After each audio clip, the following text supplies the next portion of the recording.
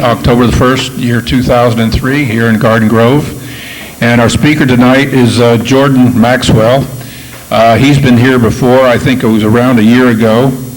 And he's tonight on the subjects that he knows so well, which is secret societies, hidden word meanings, and their influence on world events. Jordan Maxwell is responsible for bringing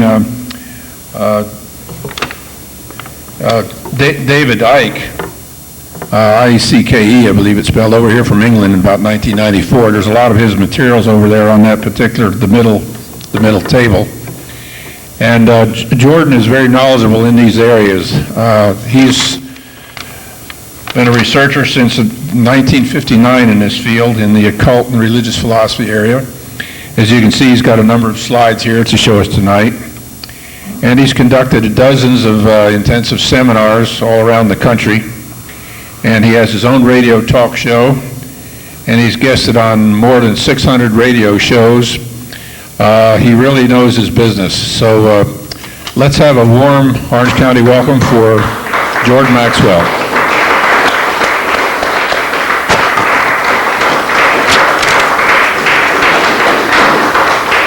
Use the lapel mic? Yeah, I'll put that on, but thank you. Well, thank you very much for being here, and I appreciate being invited to speak. It's pretty much an impromptu meeting, and it's an impromptu lecture. I wanted to do a PowerPoint presentation, but I don't have a laptop tonight, so I'm going to revert back to the slides. But the subject I am dealing with tonight deals with the spiritual aspects of what's going on in our life today. Thomas Jefferson made an interesting comment. I think perhaps one of the most profound things I ever heard anyone say. Thomas Jefferson was quoted as saying, "I cringe, I'm in fear when I remember that God is just." Meaning that you can think whatever you wish, but the bottom line is that that divine presence in the universe that men have called God is very, very exacting. It has its own agenda. It has its own laws and rules and regulations, and it just really doesn't care what you think or how you view anything. It is the law in the universe. We call it God's law. We talk about the fact that we're told to pray for God's kingdom to come and His will to be done on earth as it is in heaven. What are we talking about? A kingdom in heaven? Most people are totally misunderstanding the implications of those words. Kingdom in heaven goes back to an ancient concept of astrotheology. There is a profound presence in the divine presence in the universe, as I said, that men have called God. But far too many people have misunderstood what this presence of God really represents. And consequently, going back to Thomas Jefferson's quote, I agree. I am in fear when I remember that God is just. Again, let me clarify that statement. The idea being is that God is just, or that divine principle in the universe is empowered to do its own thing. And it doesn't matter, as I said, how you view or what you might think or what your particular belief systems are. It doesn't matter. That divine presence in the universe is going to do its will. So, as one teacher said many years ago, since you can't stop God from doing something, and you can't influence Him to make Him do anything, the smart thing for you to do is just find out what the divine principles of the universe are and go along with it. Just understand we don't make decisions in our lives. There's a divine presence that overshadows the earth and all life on it. And consequently, when we begin to wonder why is it that God allows this to happen, or why is it that God doesn't step in to do something, there is a more profound presence in the universe that views things differently than the way we do. Unfortunately, our country and the world in general has totally misunderstood divine principles and divine symbols. I have come to have a name around the world for being one who sees symbols and emblems and pattern recognition. And I've done a lot of that. And I have a strong feeling about the symbols and the patterns of symbols I'm seeing throughout the world. And if you know how to read the symbols, you can see what's going on here. There is a very powerful occult hidden, and the word occult simply means hidden. There's a very powerful hidden force operating both in the general universe and on the earth also. We call it, for lack of a better term, the will of God. So much of our religious beliefs and systems that we have accepted are, in point of fact, concepts and ideas coming out of the mind of men, and has very little to do with the actual profound presence of the divine laws that govern the universe.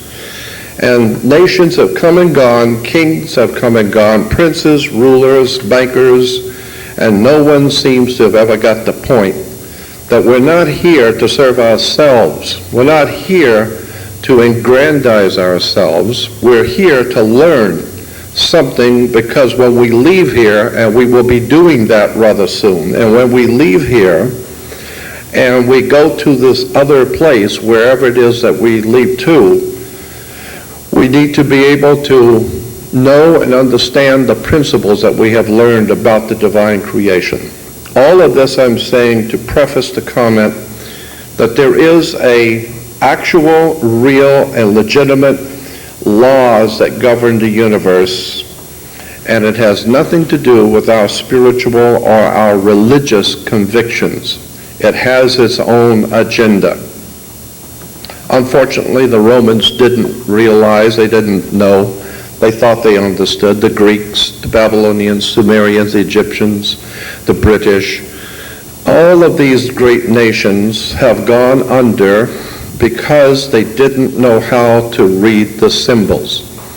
And consequently, we are in this country now floundering and falling apart and being subjugated as slaves because we don't know how the Spirit works. But believe me, there is a very powerful Spirit at work. Something is going to happen soon. And it has nothing to do with what we're doing. It's going to have to do with the divine presence.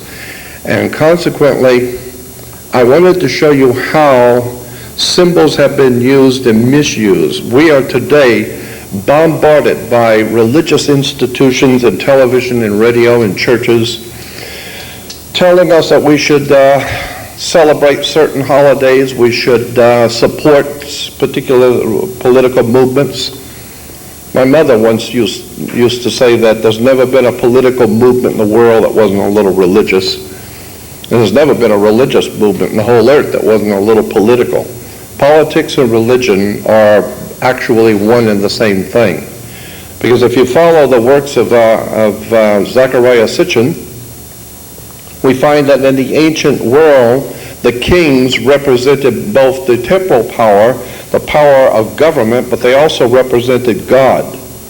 And we still are faced with people who believe that their word is God's law.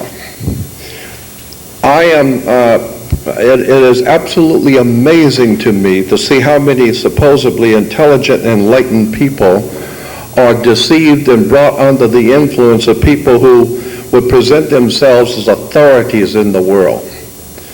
Consequently, mankind is not being led, they're being misled. We don't have national leaders, we got misleaders.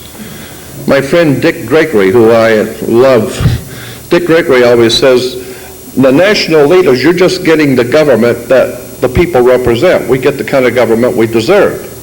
The leaders of this country are big and what we are small. We cheat on a little something here and there. They cheat on nations and kings, but it doesn't matter. Cheating is cheating. Lies are lies. It doesn't matter. But the thing that bothers me more than anything is watching how religions have misrepresented the divine presence, have misrepresented and deceived people into supporting things which is nothing more than political and financial institutions. I mean, my God, where do you think, just looking at words and terms should tell you something. The very word church, for instance, is an English word. C-H-U-R-C-H is an English word.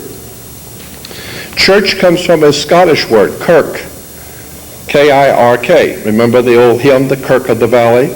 Kirk is Scottish for church in English, but Kirk goes back, incidentally, that's why you have Captain Kirk and the good ship Enterprise, Captain Kirk.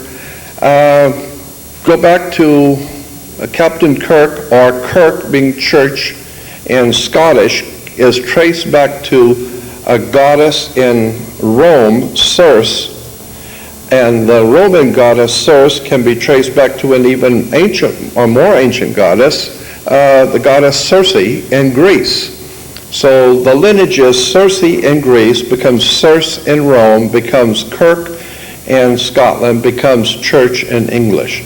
Now in the ancient Greek world, Circe, Mother Kirk, Mother Church, Mother Circe, look it up in the encyclopedia. Circe was a goddess who was able to hypnotize people, bring them into her house, turn them into animals, and live off of them. And this is precisely what the church has done. It has hypnotized people, taken their nationality away, taken their individual creativity and spirituality away, and brought them into a corporate enterprise, and consequently has turned them into animals. And consequently today the animals are killing each other all over the world because of church, religion, philosophies. And this concept of God's chosen people, you know, we're told that in the Hebrew religion that that was the original monotheistic religion. I have a very high respect for holy writings, for the Bible, for the Old and New Testament, but I'm also a student of history. And one can read very simply that the Jews were never a monotheistic people, ever. The Hebrew religion was a heno, spelled H-E-N-O, henotheistic religion. Henotheistic is not monotheistic. Henotheistic means choosing one God out of many. So consequently, we're told that the Hebrew people were the worshipers of one God. Absolutely not. When you get into the background of theology and religion, you're going to find, as I have found, that Judaism is a main foundation for Western civilization, and that's why I'm talking about it. Judaism is the most eclectic religion on the face of the earth, in my opinion. I don't think there's another religion or a philosophy on the earth that has collected more from other institutions and from other peoples and amalgamated it into one religion. It's fascinating when you begin to see where these ideas and concepts come from in the Bible and in the Old Testament Hebrew. For instance, the Hebrews at one time were worshipers of the moon god. This is why in the Vatican and in France, in the Louvre Museum, the carvings and the sculptures of Moses having the lunar horns. I don't know if you've ever seen that, but Moses in the Vatican has horns. Why? It's because the horns were always referred to as the lunar horns. It was always a symbol for the moon god. Why? Because the moon in its lower quarter is like a horns. And consequently, this is why American Indian chiefs all had horns as the chiefs, and the Vikings wore horns. These were lunar worshiping peoples, the American Indians, Vikings, and the Hebrews. The moon god in Arabia, his name, the old Arabian moon god, was called Sin, S-I-N. That was his name, Sin. And in the ancient Arabic language, a mountain is Ai.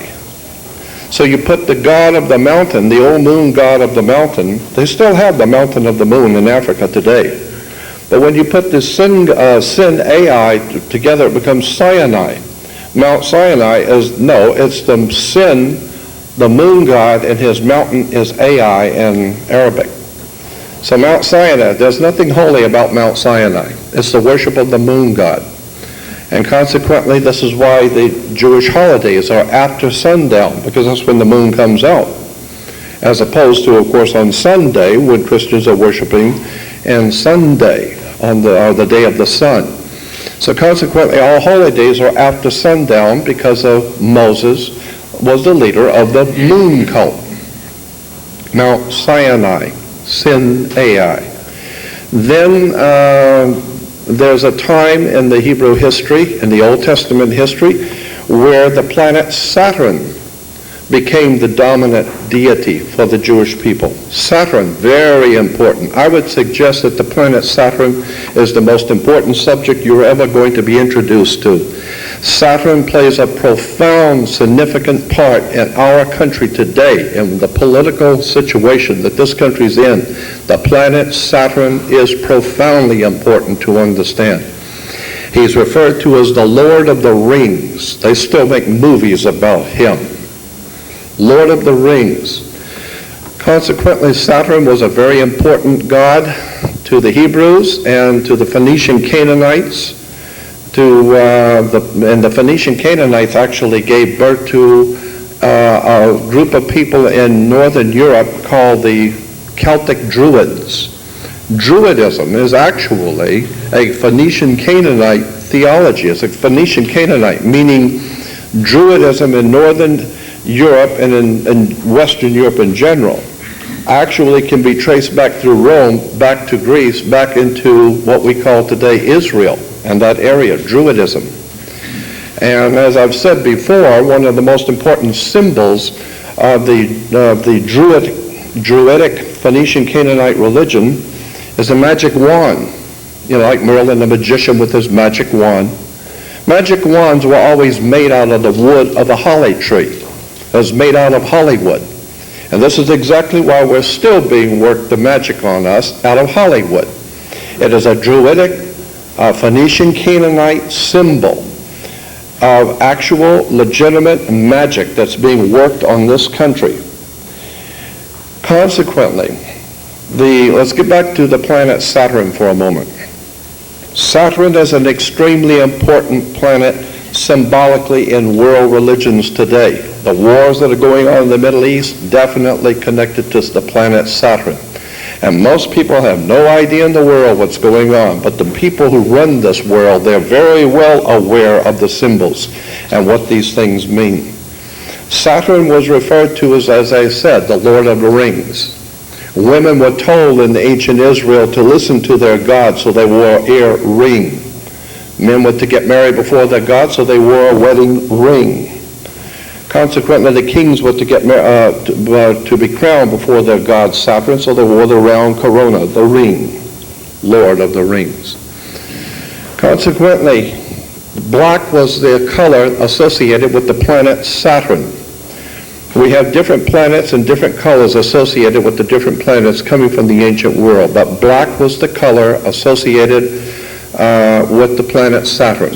So therefore all the priests would wear black robes, just as Catholic priests wear black robes, judges wear black robes, rabbis wear black robes. Young people graduating from university and college, they come out wearing a black robe.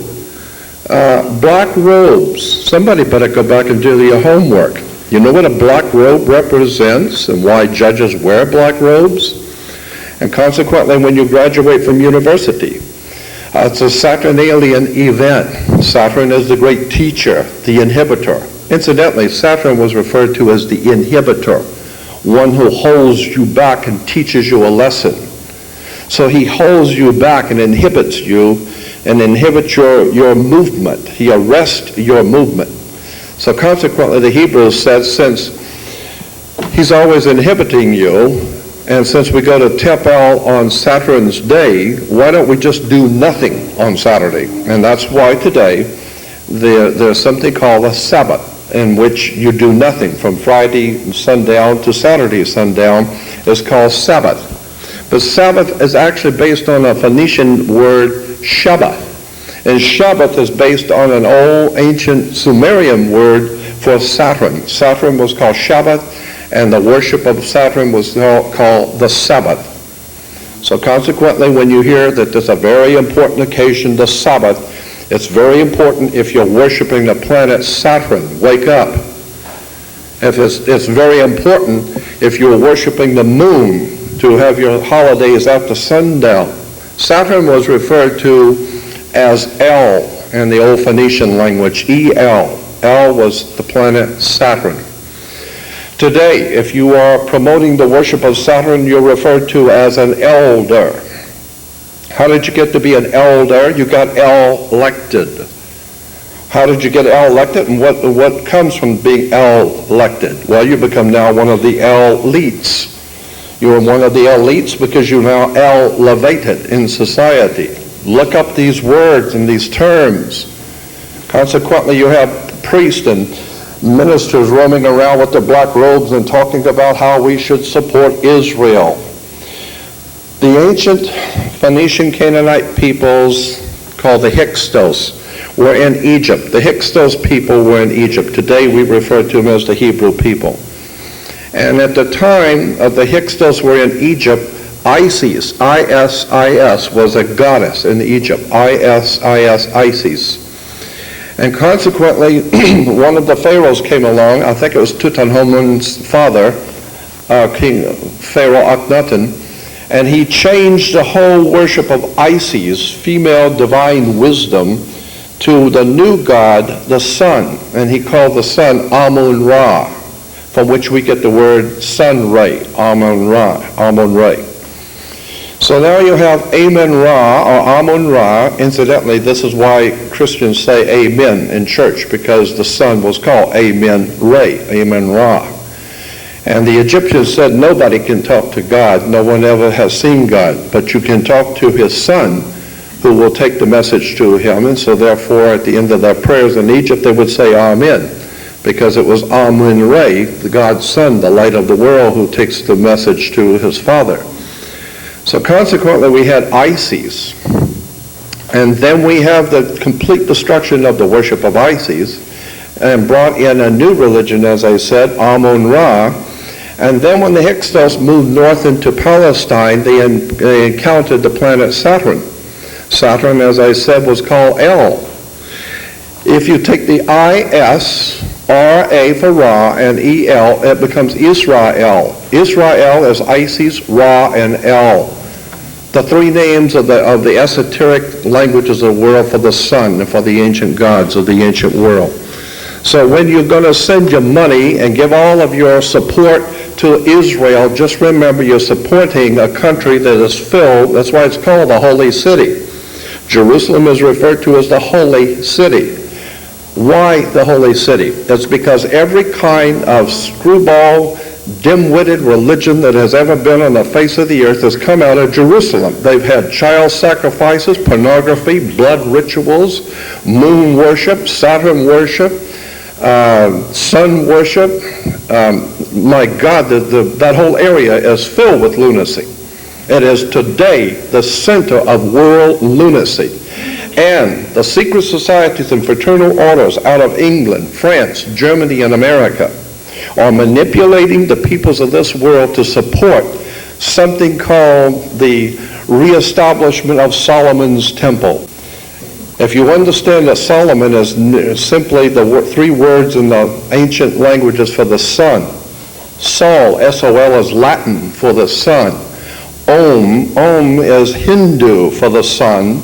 And On, O-N, is the city of the sun in Egypt. The Greeks call it Heliopolis, but the Egyptians call the city of the sun On. That's why you flip a light switch on, because On was the city of the sun that brought light into the world.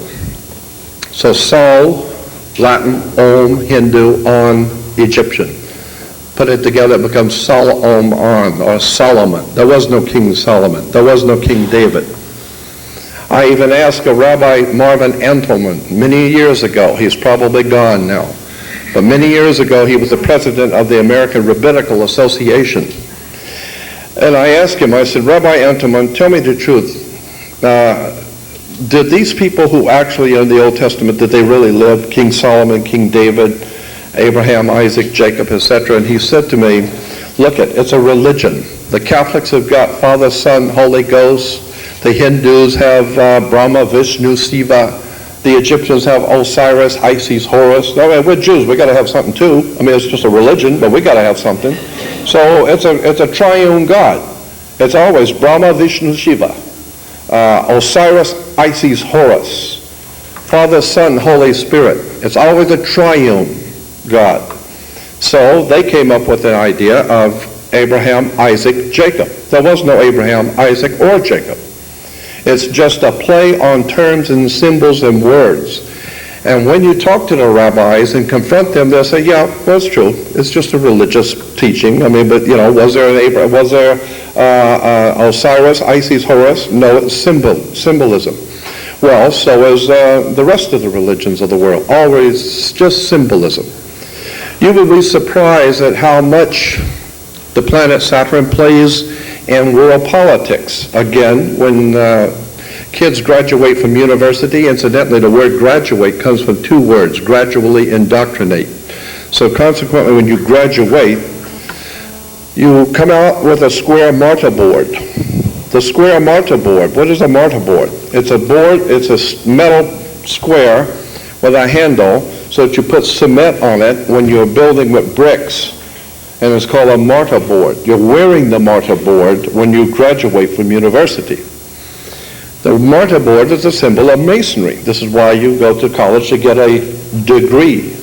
Consequently, you need to understand that all universities and colleges in the Western world operate under the Vatican. All universities and colleges. So if you want to save your money to send your kids to college, just remember you're sending them to a Jesuit, Catholic-dominated ancient Roman Empire system whereby your children are to gradually be indoctrinated into a system of religion, politics, and theology. So what you need to understand is that there is a whole symbolic world in which we live. And if you don't understand the symbols and the words and terms, you're never going to figure out how this stuff works. But none of this has anything to do with God or with the divine. Incidentally, God is merely the word dog spelled backwards. This is why churches have dogma. You need to remember that dogma or God spelled backwards is dog. Why? It goes back to Anubis in Egypt. Anubis was the dog, the god. Many of you remember seeing the dog in Egypt. That's Anubis.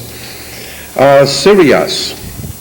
The Hebrews were very big on the worship of Cyrus, or Osiris, which is where we get the word Osiris, from the star system of Sirius. This is where we get our word sir. Yes, sir. No, sir. From Sirius. Osiris.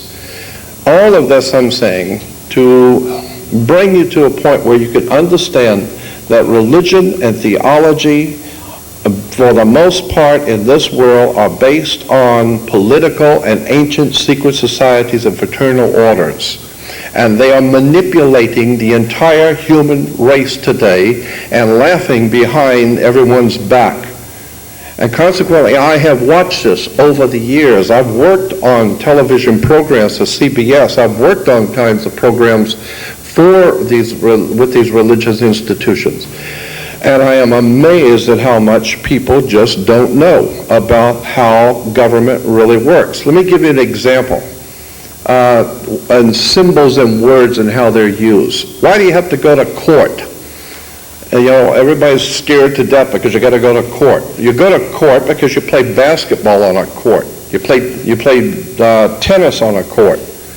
How do you play tennis on a court? You play with a racket. Why? Because the whole thing is a racket. They're using these terms purposely. It simply is using words. It's not by chance. So therefore you're in court. Well, the whole idea of the court is to put the ball back in the other guy's court. So this team picks up and they throw the ball over there. That team picks up and throws the ball back in the other guy's court. So it's a game going from one court to the other, and the idea is to see who wins, right? And the judge is wearing a black robe. He represents Saturn, the inhibitor, the law, the God's law. Incidentally, look at a law dictionary. Look up the word fas, F-A-S. Fas is a word in Latin for God's law, F-A-S, fas. Look it up in a dictionary. You will see that fascism is the law of God. What God? The Roman Caesar's God. Fascism, Marxism, Leninism, Nazism, totalitarianism. They consider themselves God's inhibitors. They are the ones who own the earth. God's law, fascism. Going back to the court, the judge wears a black robe. Why? Well, because he represents, like the judge represents, like the priest, like the rabbi, he represents the planet Saturn, the inhibitor.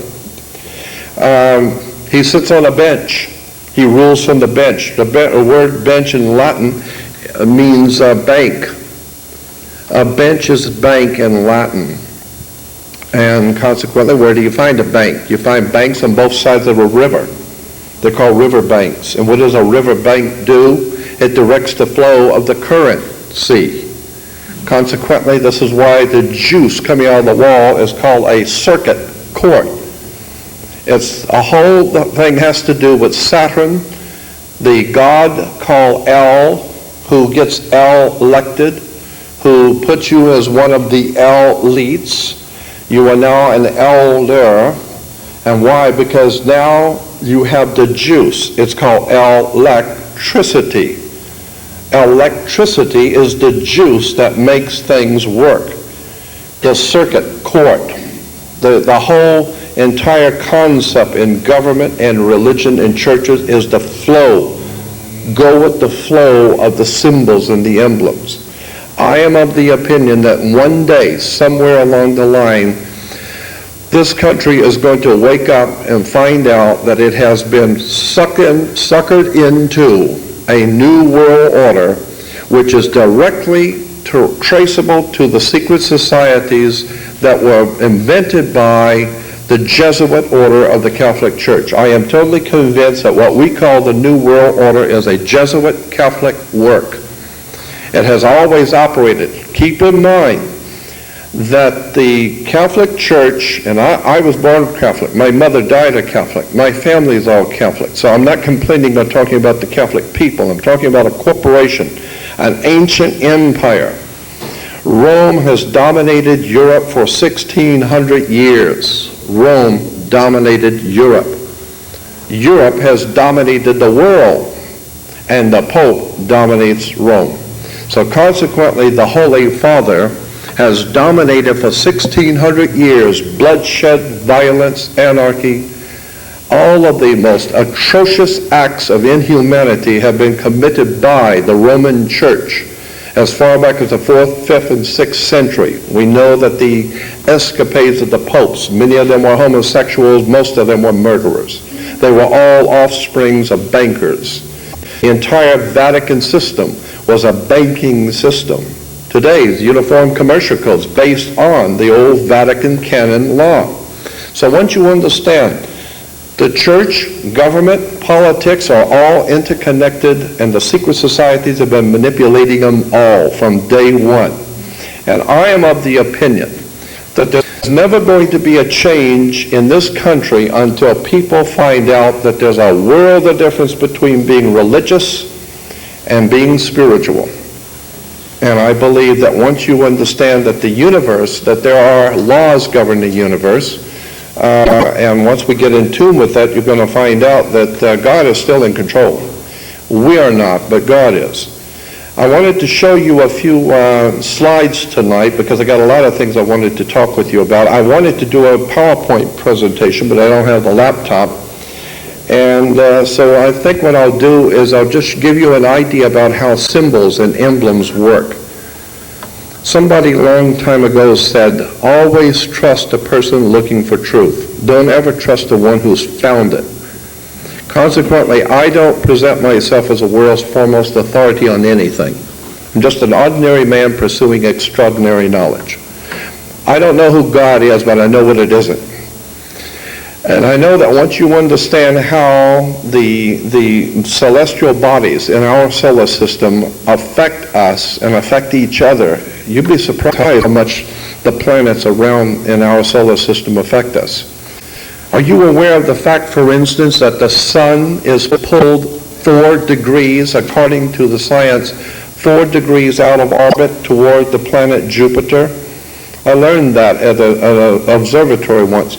The sun is pulled by the planet Jupiter 4 degrees out of orbit. So wherever Jupiter happens to be, the sun moves toward it 4 degrees. And if Jupiter's over here, the sun will move toward it 4 degrees. Why? It's because the electromagnetic force field, gravitational force field of Jupiter is so profoundly strong that it can even pull the sun toward it. Consequently, the ancient Romans said that Jupiter was the protector of our earth. He protects us. And in point of fact, that's true. Because we're being told all the time by so-called scientists that, we're waiting for this, a comet to hit the earth and a great meteor or something hitting the earth. When anyone who's got 500 brain cells and has done any research on the subject knows that the gravitational force field of Jupiter is so strong that anything coming into our solar system is going to be sucked right into Jupiter. So most of the big comets or anything that would hit the Earth are never going to hit us because they're going to be hitting Jupiter to start with. Incidentally, very interesting, the very word Jew in the ancient or in the King's Old English, if you go back to the Oxford Dictionary of the English language and look up the word J-E-W, it will tell you that in the King's Old English, J-E-W was spelled, Jew was spelled I-U. And incidentally, pater, this is another interesting word, pater, P-A-T-E-R. Pater is an old Phoenician name for our word for God, or for Father, for the Father God, pater. I-U, and Jew, and pater, Father God. You put the two together, it becomes I-U pater, I-U pater. And I's and J's are interchangeables. So you can make it J-U pater, or Jupater. And this is where the word Jupiter comes from the combining of different words in the ancient languages. Again, what I'm saying here is that we need to understand, and that's an interesting word, understand. Anytime you're going to say, put a heavy weight up on the second floor, say you're going to be doing some construction and you're going to be putting a lot of weight on the second floor, you need to go downstairs and go up through the ceiling and check on the rafters and see what kind of foundation you're going to put that weight on to see if it's going to hold it. So consequently, you are standing under the thing you're studying. You're standing under to get understanding. This is where the word comes from.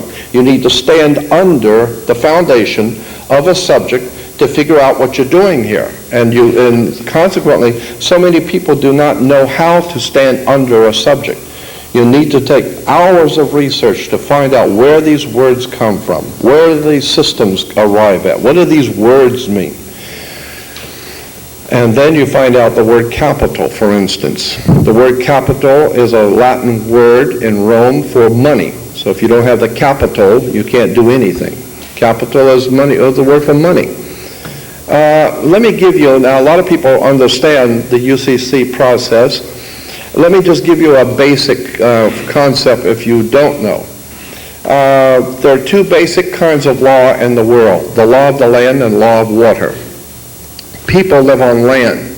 So consequently, the law of the land is the law of the people who live on the land. That's what's called the law of the land. Well, the law of the land is different in every country. You can do things in Africa you can't do in Russia. I mean, you can do things in China you can't do here. Why? Because of the law of the land. People live on the land. But then there's something called the law of water. The law of water is called maritime admiralty. It's the law of water is the law of money. So when people say money goes through your hands like water, no, money is water. Under international maritime law is the law of water or money. Banks, they direct the flow of the currency. So consequently, when you understand how products that come in on a ship. I mean, the captain of a ship, captain of an airship, captain of a rocket ship, sailing ship, it doesn't matter. A captain is a captain. And captains occupy the same position as high priests, like the Pope. You don't think so? Mess around with on the ship and see if the captain doesn't have absolute sovereign power on the sea. Consequently, there is a law of banking called the law of the water, the law of the sea. And this is why when you sign documents in blue, that's a commercial signatures in blue. Why? Because the sea is blue. That's why the Navy has an admiral, Navy blue. All of these words are connected to an ancient system coming out of what we call ancient Israel or Phoenicia Cana. You've heard the name and you've heard the word Cana, Canaanites. The word Cana is a Phoenician word for banker or merchant banker. Consequently, merchant is like mermaid. Merchant is someone who is actually using the water to make money, a merchant. That's why the Bible even talks about the merchants who make their great wealth on the seas of the world. Again, Uniform Commercial Code, Maritime Admiralty Law, directly connected to the Vatican Canon Law, directly connected to the old Phoenician Canaanite Maritime Admiralty Law. All of this stuff is being administered by secret societies and fraternal orders around the world, manipulating the whole human race. And virtually nobody has figured out how this stuff works. But let me tell you, it does work. Once you understand how the words and what the words mean and how, when you go into a court, if you're smart, you don't even have to go into a court. I am not the world's foremost authority on this subject, but I have been watching for the past 6 to 7 months something going on that I am personally involved in. And I have been watching what's happening with this situation.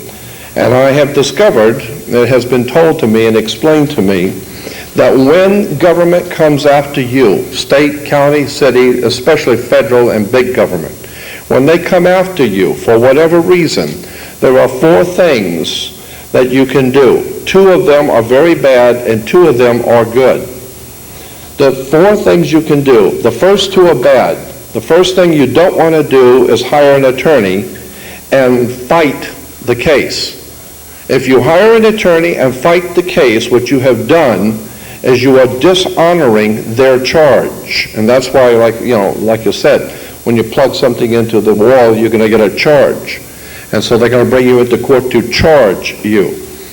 But if you hire an attorney, you have lost already. The moment you hire an attorney, you've lost, because it implies you're going to fight the charges. And once you fight the charges, you are now under their jurisdiction. You have now entered a fight. You've walked into the ring, and now you're going to be a part of the fight. And you've already lost. The second thing that you don't want to do is ignore the charge. Whatever they send you in paperwork, they're going to do this or that, and they're charging you with this or that. You don't want to ignore it. You want to answer it. But you don't want to hire an attorney to fight it, because you've lost when you do. The 2 things that you do need to do, or you need to know about, is you accept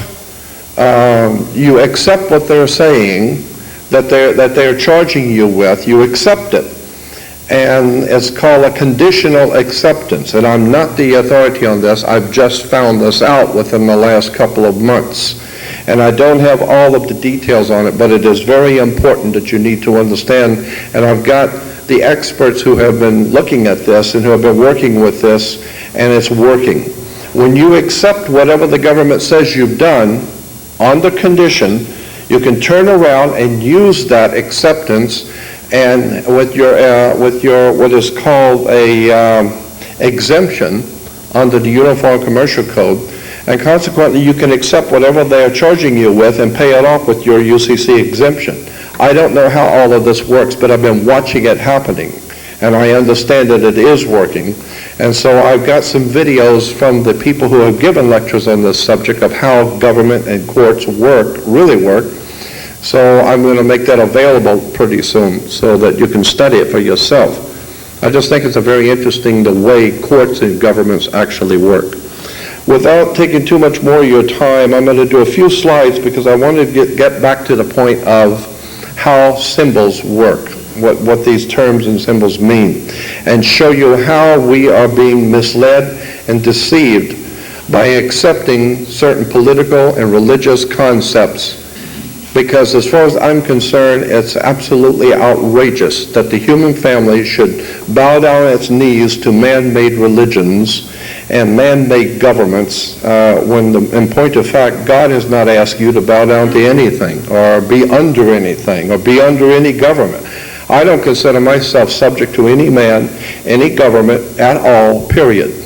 I believe that the God that created us, the ones who have created us, have given us the earth to live on, and we are not to be under or cowardly be under any domination by anyone. Yet I abhor the idea of somebody telling me that the authorities, the very word authority is abhorrent to me. Where do you come off of being an authority? My God is my authority. I don't need your authority. The word authority comes from the word author. You haven't authored anything. Your scribbling comes from your scribes who scribble scripture and who scribble scripts. This is why in Hollywood you have script writers. Script writers are writing scripts. They're called scribblers who scribble scripts. Think about Hollywood. Think about how this stuff works. You've got people with big money who intend to manipulate and exploit you. They hire people to act like humans. They're not real humans. They just look like humans, and they are scripted. They are told exactly what to say and how to say it, just like a president has his speech writers. So they give you a speech. They give you something to say, and then they're going to put you on film and have a director to make sure you say it just the right way. So they have a director, they have the lights, and they have you say what they want you to say the way they want you to say it, so that it looks like you're actually human, and it looks like you actually care. And it's a very emotional scene. Of course, after the lights go off and they say, cut, he's back to his boyfriend and smoking his dope and whatever else they're doing, and they couldn't care less about the human family. As far as they're concerned, we are all chattel property. Nothing but to be entertained. So consequently, once you see how Hollywood puts together motion pictures, television, and it is a world of illusion, lies, deception, most of the people in Hollywood know that. There was a man named Stanley Kubrick who produced and directed his last movie called Eyes Wide Shut.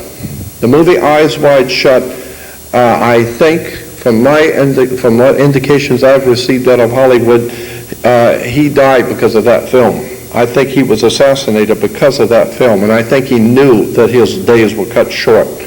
You need to get the movie, rent it and watch it, Eyes Wide Shut by Stanley Kubrick. Because in the movie he shows how very sophisticated, wealthy, intelligent elites actually live, what their secret societies, blood sacrifices, murder, rape, pornography, killing. But on the surface, they are very important-looking people. They have nice suits, and they look good on television. And behind the scenes, they're murderous. And that's what the movie was called, Eyes Wide Shut, because that's exactly what America is doing. It's looking at these politicians and religious leaders with their eyes wide shut. Political leaders, religious leaders, all the same thing. We need to start thinking in terms of your own personal spirituality, your divine presence with God, just you and that divine presence in the universe, and nothing should come in between that. No church, no government, no synagogue. Incidentally, the word synagogue, in America we spell it S-Y-N-A, synagogue. But if you go to Egypt, it's not spelled that way. In Egypt, it's S-I-N-A-G-O-G. Synagogue. Again, going back to the moon god Sin. Why do you have a church? The building itself is called a nave. This is why we have a United States Navy. It has to do with maritime admiralty law and the church. Europe is filled with lies, deception, and I think perhaps it's a toss-up for me, it's a toss-up as to what is the most disgusting human institution on the face of the earth. It's either the British royalty or the Vatican. I think the Vatican wins because I have seen, it's incredible what the Vatican has involved itself in for 1,600 years and what the British royalty are all about. You've heard about David Icke probably. David Icke I brought here to America back in 1994. David Icke is famous for his talking about the reptilians and the reptilian presence in mankind. There's a guy named Lloyd Pye, and Lloyd Pye is a very brilliant guy. He's a very good friend of mine, but he talks about how the human body was created and how it actually works. And in his presentation, and this is true, he shows how inside the human brain, the two lobes of your brain, if you open the lobes up, there's a smaller brain inside, and scientists call that, doctors call that, the reptilian principle or something like that. And the word is reptilian. And I'm thinking, why would the doctors and why would medical science use that term for that little lobe, that little brain between the two lobes of the brain, reptilian? It would not surprise me if our ancestry goes back into the ancient world. Michael Cremo is a brilliant guy who has been working for many years trying to show people that artifacts that have been found on the earth, artifacts that are at least 4 billion years old. They're finding things in South Africa, way down, thousands of feet down, carvings of little steel ball bearings kind of things, and they've got chiseling marks around them, all of them identical, and it's found in strata so far down, they are saying it's at least 4 billion years old, the strata. So somebody was here messing around with these little ball bearings 4 billion years ago. I am of the opinion that this human race that we're a part of is of extremely ancient creation. It's been around for millions and millions of years. When we see in Israel today, I have so many things I'd like to talk with you about, but especially when we see in Israel today the archaeologists, these paid lackeys of the system that get their grant from the government to go out and dig in the sand and make themselves look important. And they're down there, and they dig down about 6 or 8 feet, and they found some little pottery, and there's a big thing on TV, and that's an archaeologist. No. My feeling is, off the coast of England in the North Sea, when they're drilling for oil, the oil drills go down, all the way down to the bottom of the Atlantic Ocean, and then they start cutting into the ocean floor to go all the way down to the oil on the North Shore off the coast of England. 1,000 feet down under the Atlantic Ocean, they're bringing up, because they're sucking up the material inside this thing that's cutting, this round pole that's cutting into the earth, the stuff that's coming up through it. They're finding artifacts, human-made artifacts, or someone-made artifacts, 1,000 feet under the Atlantic Ocean are artifacts. Somebody better do their homework and start looking at this, because it just don't fit with the Bible unless we're misreading the scriptures. And if you go back to Genesis 1:1, it says, in the beginning God created the heavens and the earth. That's not what it says in the original Hebrew. It doesn't say that. And then Genesis 1, well, what it does say, Genesis 1:1, is in the beginning the gods, Elohim, the gods, more than one, plural. The gods created the heavens and the earth. Genesis 1:2, it says, and the earth was without form and void. No, it doesn't say that in Hebrew. The word is tohu vohu. And the words are in Hebrew tohu bohu, which means, instead of reading it, the earth became a waste. No, the earth was without form and void. Tohu vohu is the earth became a waste and a desolation. Was not without form and void, but became a waste and a desolation. And in all the Hebrew Bibles, you see it. And in the Jewish reference works, you see it. Genesis 1:2 is misstated in the King James Bible. So I'm saying between Genesis 1:1, when the gods, in the plural, created the heavens and the earth, and Genesis 1:2 could be hundreds of millions of years.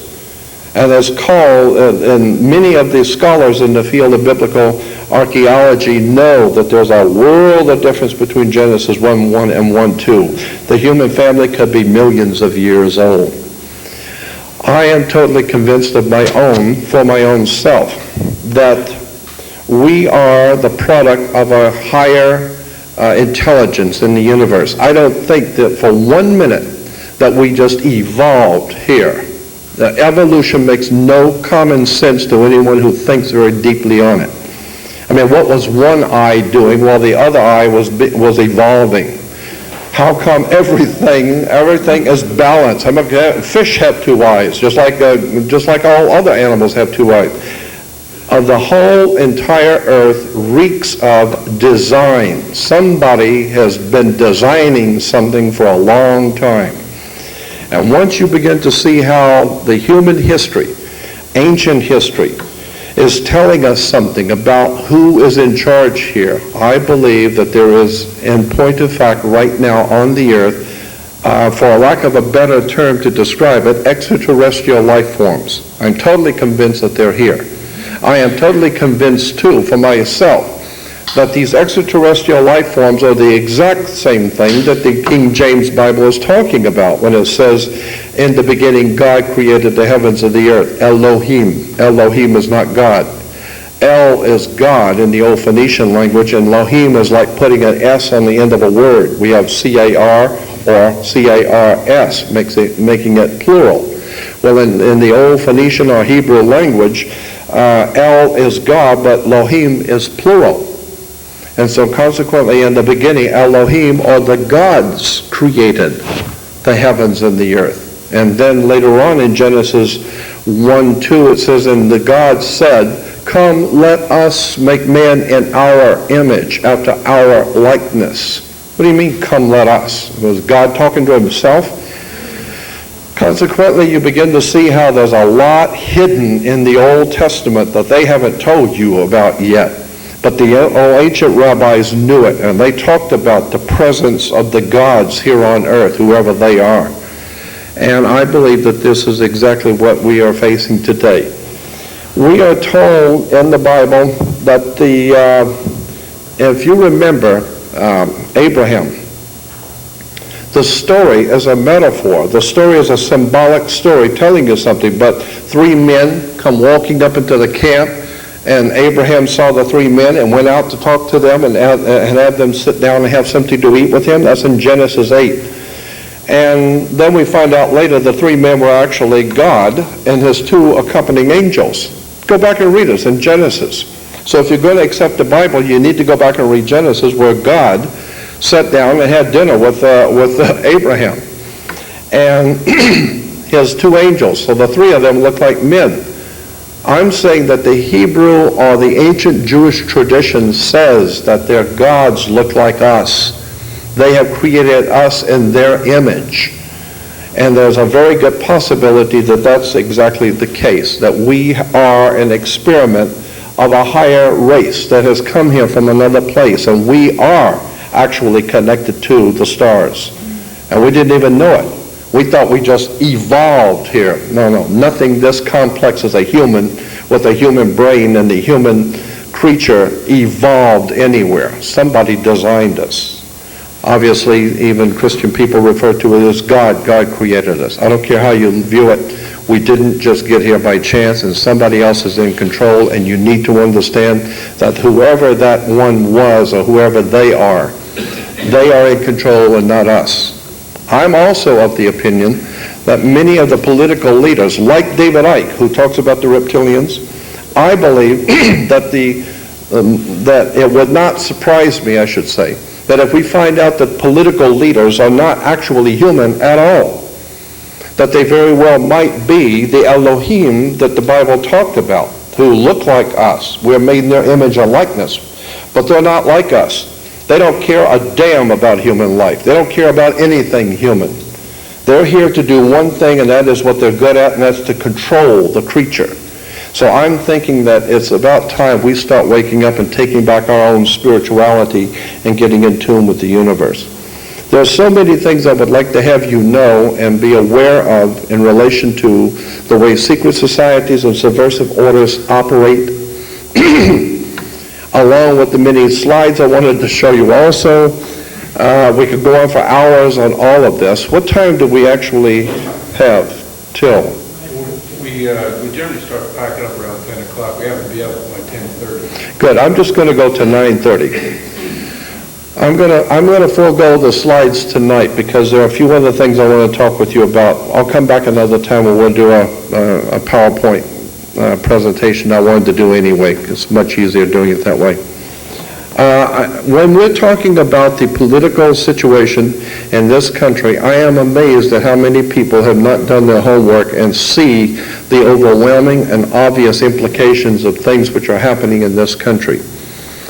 Too many people have allowed Hollywood, the scriptwriters, the managers of civilization to manipulate our thinking. I think that the human creature is very, very powerful. I think that we are a very powerful creation. Our brains and our minds are extremely powerful. And once you get in tune and concentrate and get in tune with your own spirituality, and no longer are concerned about whoever does anything on the outside world and the political arena, and get in tune with your own God force inside of you, that is extremely challenging to the people who would control you, because they know that if you ever got into your own center and you understood the laws in the universe and you lived by them, that gives you a lot of power and a lot of protection. I would suggest that you want to, anyone who's interested in this subject which I brought up before, astrotheology. I believe that astrotheology is what we're talking about when we talk about the kingdom of heaven. I'm totally convinced that astrotheology is a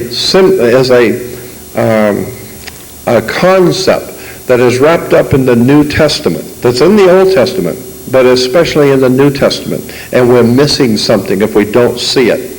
There's a whole world of knowledge that's locked into the New Testament. That's why the Bible has Jesus saying, many will look with their eyes but not see. They will listen with their ears but not hear, and with the heart not get the sense of it. And I think that's exactly what's going on here today. We're looking at something in the Bible and misunderstanding, misrepresenting. Anyone who can watch television, watch a Christian TV today, cannot see that this is nothing more than a corporate money show, and needs to understand that our spirituality is at stake now, and our country is at stake. Our country was based on individual spiritual creativity and freedom. That's a concept that's been lost now. And the whole idea, and there's a word you need to look up. You need to look up the word new man. The word is N-U-N-E-W-M-A-N, new man. Like Paul Newman. Many of the Jewish people have different interesting names, like new man. That's a very important term. You need to do some research on it. Adolf Hitler talked about the new man.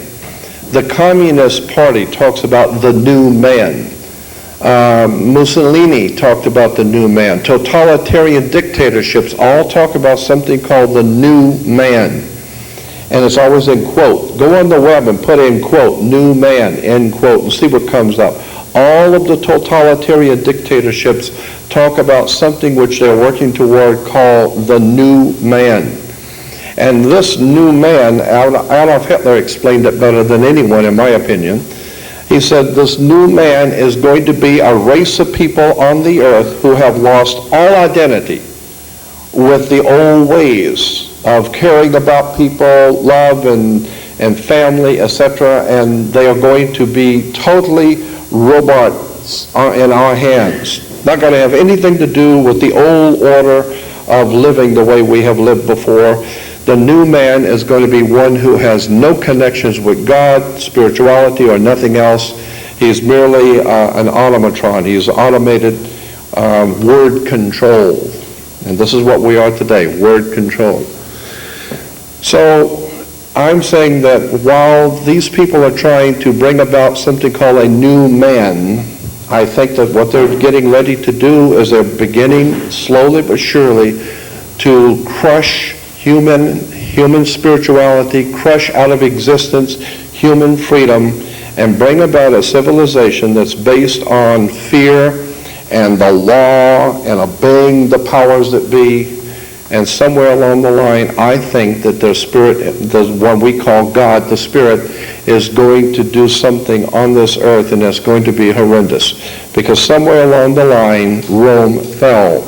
Adolf Hitler could go as far as he could go and went no further, and he fell. I believe that the powers that be in this country are slowly but surely putting themselves into a position where the divine presence is going to do something very serious. This country is going to pay a terrible price for what we have allowed to happen. And the people are going to pay. And when you look around at the people who are going to pay, just remember this is the way it was in the Roman Empire. It was in all the other ancient empires. It doesn't matter. God is not one to be mocked. What you sow, you reap. There will come a day when this country is going to pay the price for what it has allowed to become and what the people have allowed themselves to become.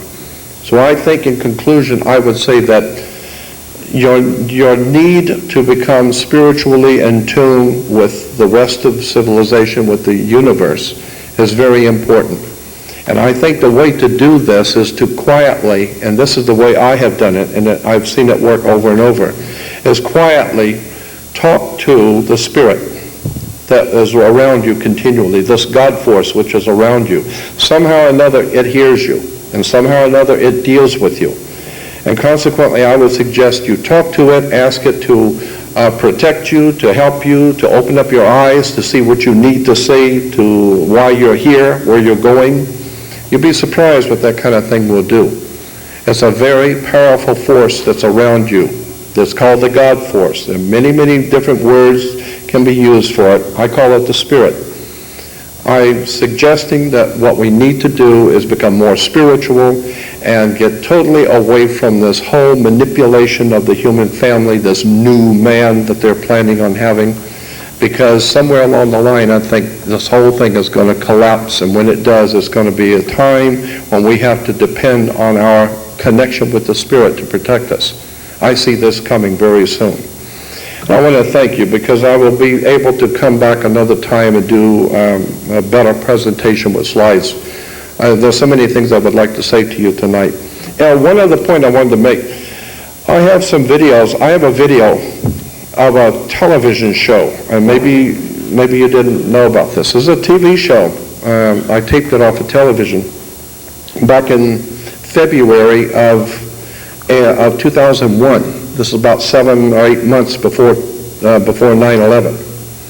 And there was a movie, a motion picture, an hour movie about how the president and his cabinet got together and they planned on knocking down the World Trade Center with two 767 jets, blame it on the Arabs, and bring about a world war. And the whole movie is about how the 767s are flying into the World Trade Center and how it's all been planned. It was a movie. It was called The Lone Gunman. I cannot believe it. 7 months before it actually happened, there was a motion picture on television called The Lone Gunman, in which the president with all of his cabinet are planning on flying two 767s into the World Trade Center. Incredible stuff. Again, that's Hollywood. They're telling you something. They're manipulating you with stories. This whole thing with Twin Towers. The Twin Towers, very important. What is this last movie? What was the movie? It's called The Twin Towers. There's a new movie out called Twin Towers. Yeah, Lord of the Rings. The newest movie, Lord of the Rings, is subtitled The Twin Towers. Hollywood. What you need to know is that those twin towers represents Jacob and Boaz in the Bible. It goes back to Jacob and Boaz, the twin towers that were in all the way back to Samaria, Babylonia, Phoenicia, Canaan, Egypt, and to Greece and to Rome. Always there were twin towers. This whole idea of twin towers, this is why you see all of the different churches always have twin towers. There's a whole symbolism just in the concept of twin towers. So you need to understand we're being manipulated and exploited, and I, for one, have had enough, and I want to thank you for hearing me.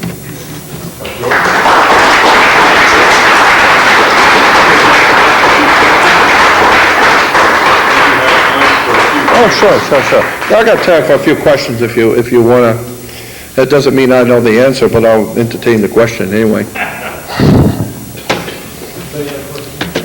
If you have any questions. You talk about secret societies. How does the Order of the Skull and Bones connect with the Crown Templar? Could you give us a little background, maybe? Yeah, as a matter of fact, the Gestapo in Nazi Germany, their symbol was a skull and bones. Skull and bones is a Nazi arrangement. The Nazis, even Adolf Hitler talked about skull and bones. But Bajet Lee and Lincoln, in their book about 15 years ago, that was a New York bestseller, you really need to get that book, and you can still buy it today in bookstores, called Holy Blood, Holy Grail. Holy Blood, Holy Grail talked about skull and bones, but not like the Skull and Bones Society that the president belongs to, but the real skull and bones symbol. It goes back to the Knights Templar, Masonic Order, skull and bones. This is why on the Jolly Roger, the flag that the pirates used to have in the Caribbean, Pirates of the Caribbean, their flag was always a black flag because it was represented toxic, deadly. It was black flag, and on the black flag was a skull and crossbones. Skull and bones on the pirate flags represented the Knights Templars. The Knights Templars in the 9th and 10th century set up in Europe what we call today international banking. So the international bankers today in Switzerland, that's why the Pope has a Swiss guard.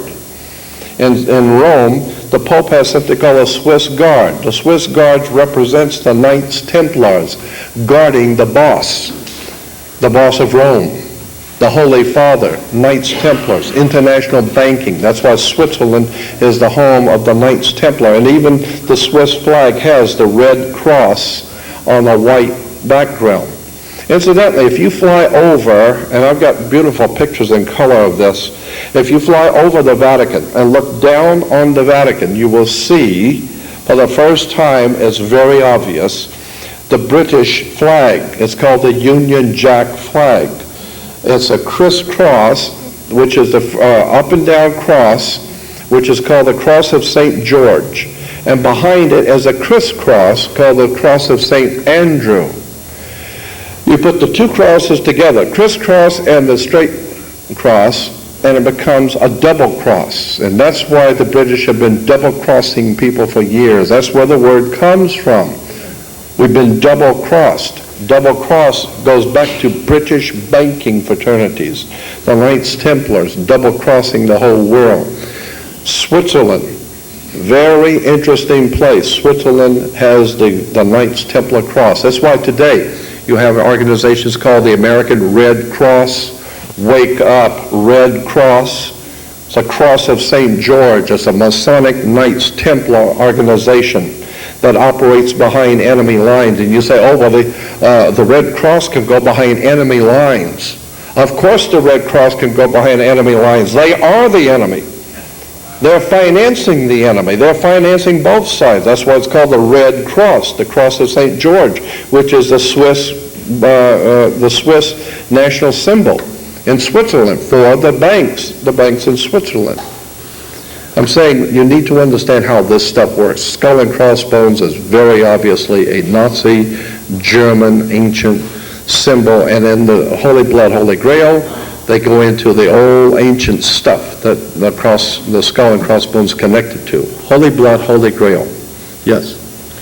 You mentioned the constellation Sirius.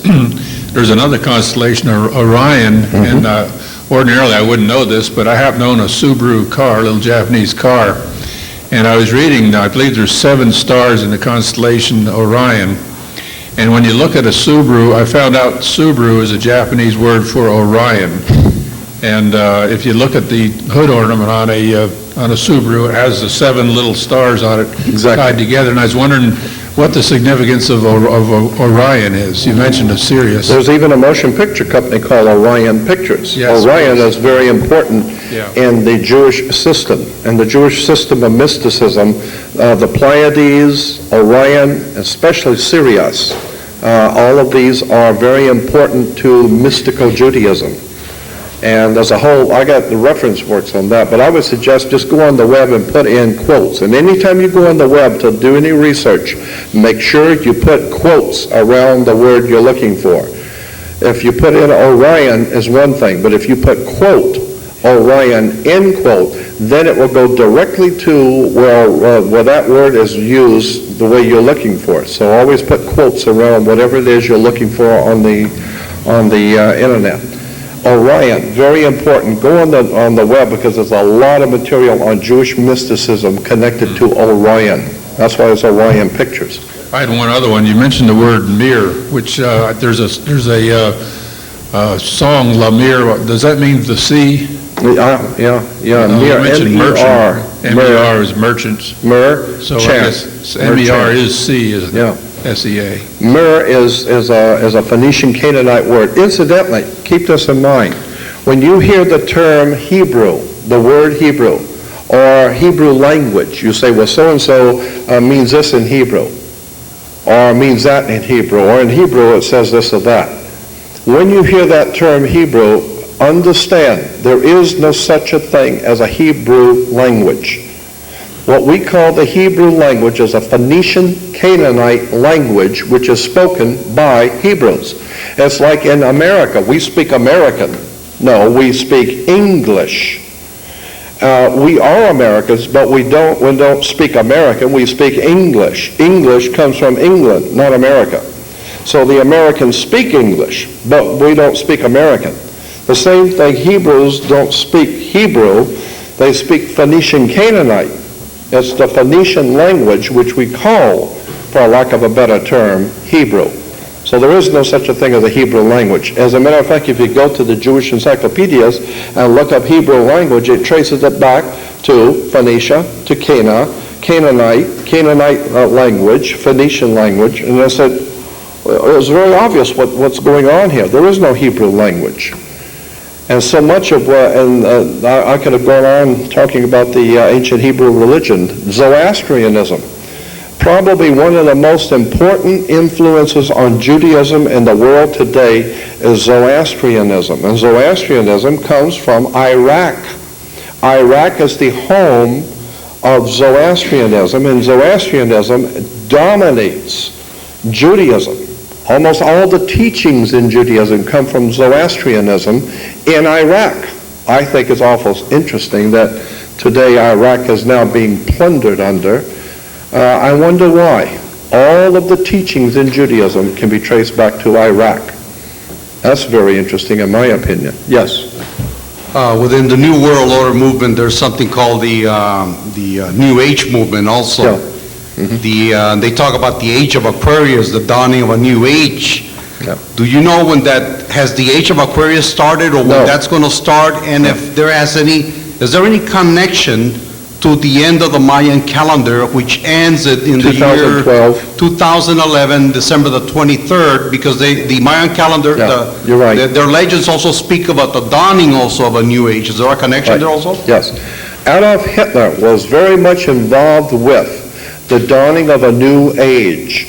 This is a very profound subject that I've been dealing with for some 35 years. I have boxes of materials on this subject of the New Age. I think it is a profoundly important subject that has not even begun to be really researched. I've been doing it for some 30 years on the concept of the dawning of a new age, the new age of Aquarius. As I said, the Nazis taught that there was coming a dawning of the new age. Now, I personally believe that there is something to this. But like everything else, you can take something that has a modicum of truth and then twist it to your own agenda. And I think that's what the Nazis were doing. They were taking something very ancient and using it. The Jewish people have the concept in the Jewish religion of a new age, a new era that's coming. Christianity talks about God's kingdom that's coming.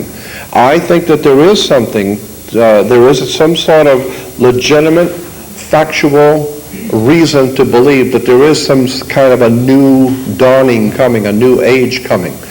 But it's a very interesting subject. I would like to do 3 hours on just that one subject, the dawning of the age of Aquarius, because I think there's legitimately something to it, but it's been misrepresented by the Nazis, by the communists, by the fascists, and I think that something is on its way for our world. There's going to be a change coming soon. Interesting.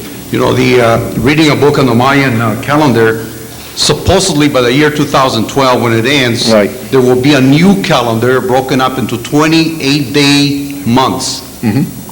So it'll be whatever, and it's no longer going to be a 12-month cycle of the year. Well, yeah, a lot of people say, well, the Mayan calendar is saying it's the end of the world in 2012. No, not. I mean, that's, even in Christianity, you hear that term, end of the world. The word world was mistranslated. The word in Greek was aeon, A-E-O-N, aeon. Aeon is mistranslated world. In point of fact, it doesn't mean world, it means age. So Jesus said, I will be with you to the end of the world. No, I will be with you to the end of the aeon. I will be with you to the end of the age. The concept of what we call the New Age is in the New Testament. The New Testament is a New Age document talking about a coming new age, a new kingdom. And I think that this Mayan calendar subject is very closely connected to all the ancient world, talking about some kind of a new dawn coming. I think that there's something to it. You know, when I went to the Vatican 2 years ago, I saw an obelisk right in the middle of the Vatican. And I kind of understood the significance, and I asked the guide what an obelisk was doing there, which is supposedly the symbol of Osiris, is it? Oh, yeah. Oh, yes. You're talking about in the Vatican Square, there's an obelisk, like the Washington Monument. The Washington Monument is an Egyptian obelisk. An Egyptian obelisk represents the male phallic in erection, and it connects to the female ovaries, the Oval Office. Okay? So consequently, when you see the symbols in Washington, D.C., they're sexual. The male phallic over the waters of life connecting to the female ovaries or the Oval Office. You need to understand, as I said so many times before, we are continually inundated with symbols and emblems that most people have no idea in the world what they mean. Yes? Well, what's your opinion on Zion? Zion is a political movement out of France and Switzerland. If you go back to the protocols of the elders of Zion, the protocols were not Jewish at all, had nothing to do with Judaism at all. And the Jewish authorities today, when you bring up the subject of the protocols of elders, they will say, that's a forgery. That's a forgery. Wait a minute. What is a forgery? A forgery is a false document made to look like something which was real. So consequently, it's a play on words. When they say that the protocols of the elders of Zion is a forgery, I say, all right, if it's a forgery, let's look at the original then, of which this is a forgery, right? They didn't say it was not true at all. They said it's a forgery. Why? Because Zion, Z-I-O-N, that's a whole subject in itself, going all the way back to the Prieuré de Sion in France. This is why in the movie Indiana Jones and the Raiders of the Lost Ark, Indiana Jones, Raiders of the Lost Ark, the Nazis are looking for the Lost Ark. And the Nazis are being led in their hunting for the Lost Ark by a Frenchman. A French archaeologist is leading the Nazis. There's a connection here. Why are the French leading the Nazis looking for the Jewish Lost Ark? There's a whole bunch of interesting stuff tied up with Steven Spielberg's movies. This Frenchman represents the French occultist, the Prairie de Sion, the Holy House of Zion, Z-I-O-N, but it's not Zion, it's S-I-O-N, the Holy House of Sion. This is why in France there's a city called Sion, and in Switzerland there's a city called Sion. And in the fraternal orders, the secret societies operating in Switzerland, in Sion, Switzerland, and Sion, France, are referred to as the Holy House of Sion, or Zion. So Zionism is not Jewish at all. Zionism, in point of fact, is Masonic. And it has to do with a Gentile domination of the world using an ancient concept and an ancient word. So it has nothing to do with Judaism at all. Zionism has nothing to do with being Jewish. Thank you. It's a phenomenal world that we live in. And again, I want to say thank you for allowing me to be here with you.